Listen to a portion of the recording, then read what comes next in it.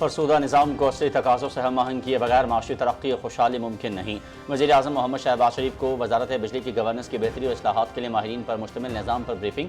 وزیر اعظم کی بھرتیوں، وزارتوں کو جدید نظام سے ہم آہنگ اور بہتر گورننس کی تجاویز کے لیے کمیٹی بنانے کی ہدایت۔ وزارتوں کی کارکردگی بڑھانے اور ماہرین کی خدمات لینے کے لیے اصلاحاتی عمل پر زور۔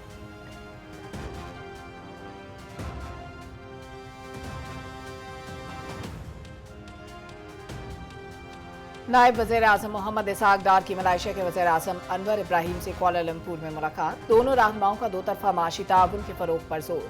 پاکستان کا ملائیشیا کے ساتھ دو طرفہ تعلقات مزید مستحکم بنانے کے عزم کا اعادہ۔ نائب وزیر اعظم اسحاق ڈار اور کمبوڈیا کے وزیر خارجہ پراک سوکھون کے درمیان آسیان ریجن فورم کے موقع پر ملاقات۔ دونوں رہنماؤں کا دو طرفہ تعلقات، تجارت، سرمایہ کاری، ثقافت اور عوامی روابط کے فروغ پر اتفاق۔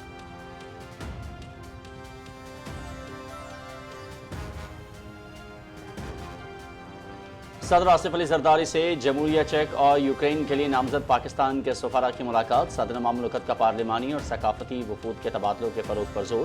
دونوں ممالک کے ساتھ تجارت، سرمایہ کاری اور عوامی روابط کو فروغ دینے کی ضرورت ہے۔ نامزد سفراء کو اقتصادی، تجارتی اور ثقافتی تعلقات کو فروغ دینے کے لیے کردار ادا کرنے کی ہدایت۔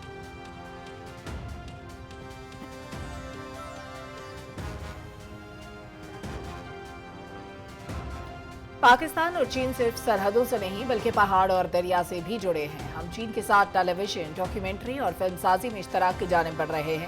ایسے مستقبل کی طرف دیکھ رہے ہیں جہاں پانی کو ہتھیار نہ بنایا جائے، پانی کو پرامن بقائے باہمی کا ذریعہ بنایا جائے۔ وفاقی وزیر اطلاعات عطا اللہ تارڑ کا بیجنگ میں بین الاقوامی فورم سے خطاب۔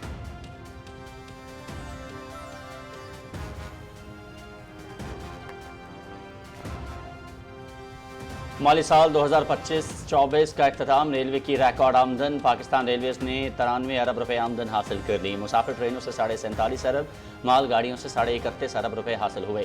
محدود وسائل کے ساتھ شاندار کارکردگی پر ریلوے انتظامیہ اور کارکن تعریف کے مستحق ہیں۔ وزیر ریلوے محمد حنیف عباسی۔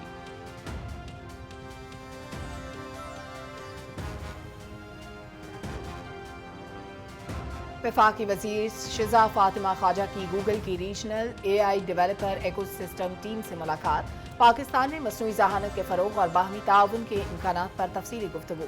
وفاقی وزیر کی گوگل سولوشن چیلنج میں شامل N+1 سے ملاقات۔ ٹیم کی فلپائن میں پاکستان کی نمائندگی ٹاپ 10 میں شمولیت پر خراج تحسین۔ پاکستانی نوجوان عالمی سطح پر اپنی صلاحیت کا لوہا منوا رہے ہیں۔ وزیر IT Shaza Fatima.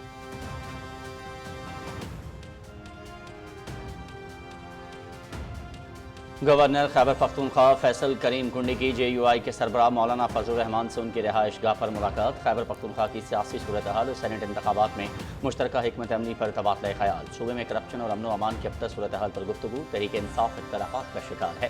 Khyber Pakhtunkhwa assembly میں 30 ارکان نے خود کو آزاد ڈکلیئر کیا ہے۔ نمبرز پورے ہوں گے تو تحریک عدم اعتبار لائی جا سکتی ہے۔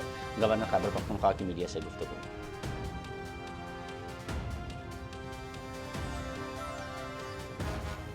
سانحہ سواد سے متعلق صوبائی انسپیکشن ٹیم کی تحقیقاتی رپورٹ تیار۔ نظام میں موجود خامیوں کی نشاندہی، غفلت کے مرتکب سرکاری اہلکاروں اور افسران کی نشاندہی، تادیبی کارروائی کی سفارش، سیلاب کی بروقت اطلاع دینے کے لیے ارلی وارننگ سسٹم غیر فعال، متعلقہ محکموں کے درمیان رابطے کا فقدان، ریسکیو 1122 کے رسپانس میں تاخیر، تربیت یافتہ اہلکاروں اور درکار آلات کی عدم دستیابی سامنے آ گئی۔ مونسون سیزن میں پبلک سیفٹی یقینی بنانے کے لیے کوئی ایس او پیز موجود نہیں۔ رپورٹ۔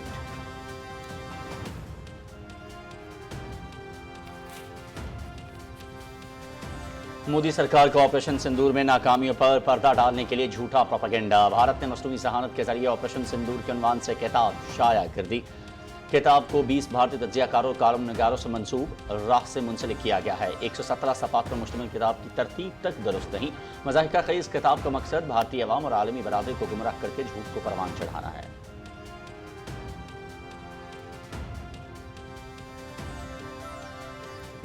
جنگ بندی مذاکرات کے باوجود غزہ میں مظالم کا سلسلہ تھم نہ سکا۔ اسرائیلی فضائی حملوں میں مزید 82 فلسطینی شہید۔ دیر البلاغ میں امداد کے منتظر افراد پر حملے میں 15 افراد شہید، 30 سے زائد زخمی۔ اقوام متحدہ نے حملے کو ناقابل تصور ظلم قرار دیا۔ فوری جنگ بندی اور انسانی امداد کی بحالی کا مطالبہ۔ 2023 سے اب تک 57,000 سے زائد فلسطینی شہید ہو چکے ہیں۔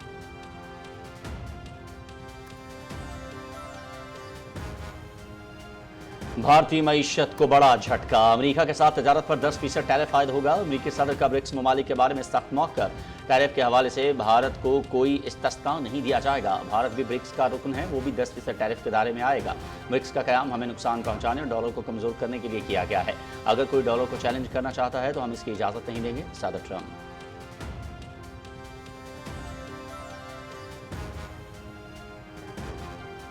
वज़ीर आला पंजाब की हिदायत पर PDMA की मानसून अलर्ट फैक्ट शीट जारी। दरियाओं, बैराजेस और डैम्स में पानी की सतह के आदाद शुमार शामिल। मानसून बारिशों से 39 शहरी जाँ बहा के 103 जख्मी हुए, 47 घरों को नुकसान पहुंचा। मानसून के तीसरे सिलसिले का आगाज 17 जुलाई तक मजीद बारिशों का इम्कान।